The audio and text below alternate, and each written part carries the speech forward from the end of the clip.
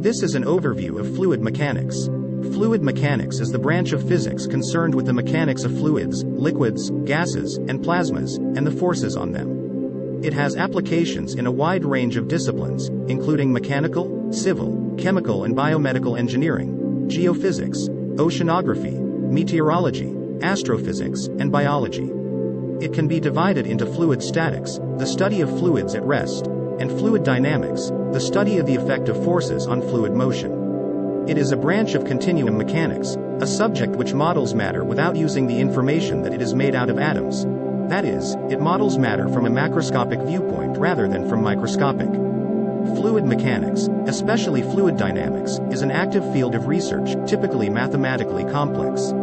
Many problems are partly or wholly unsolved and are best addressed by numerical methods, typically using computers. For daily video updates, subscribe to Only Facts.